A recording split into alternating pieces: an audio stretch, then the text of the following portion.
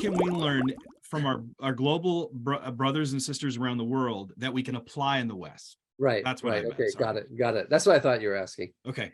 I'm not the theologian you are, sir. So yeah. I have to watch my wording as well, but go ahead. So, if you had asked me that, maybe 20 years ago, I think you would have been met with a deafening silence because I didn't know. It just wasn't on my radar.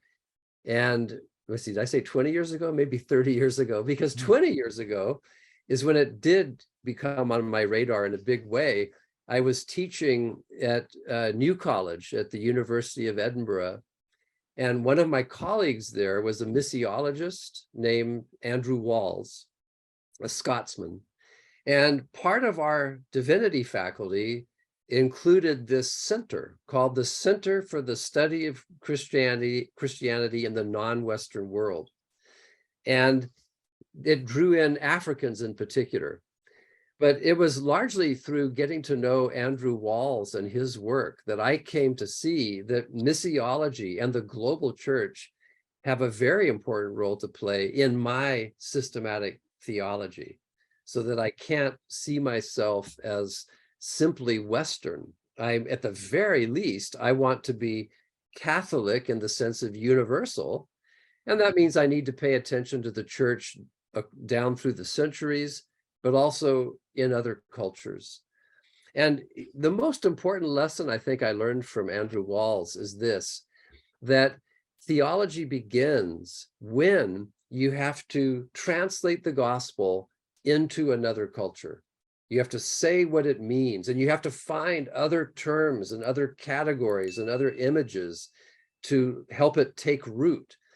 But he also taught me that no one culture is more Christian than another. And that means every culture has resources. And I think the most astounding thing he said was that every time the gospel does enter a new culture, every time the faith has been transmitted from one people to another, he says the whole church and its understanding grows. This is the way we learn. It's as we understand how this people understand the gospel, that our understanding grows as well. So many of the doctrines that we have emerged out of that kind of cross-cultural transmission of the faith. I think even the doctrine of the Trinity, in a sense, emerged when Jewish Christians were trying to explain who Jesus was to Hellenistic Greek thinkers who had a different set of categories for thinking about God. But they made the right decision when they were doing this mission to the Greeks. They ended up saying, Christ is of the same substance as the Father. He is the same essence as the Father, because there is only one God. I think, to some extent, the doctrine of the Trinity is a result of that early missionary effort to, Greek-speaking, Greek-thinking Christians.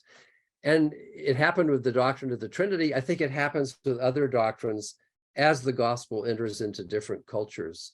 So I want to listen to how brothers and sisters in other cultures receive the gospel and how they articulate the significance and uniqueness of Jesus in their categories. I'm open to that. It's hard to listen into every conversation, but that's the kind of thing I'm interested in. And I actually do have a kind of a front seat because I have the privilege of teaching doctoral students here at Trinity, many of whom come from different places in the global church. And yet we're all together trying to read the same biblical passages and make sense of them.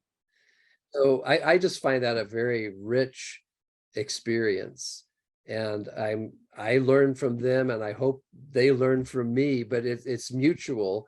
And I think this is how theology works. When people in different cultural situations are all trying to understand the import of God's word on their lives, their situations, their cultures.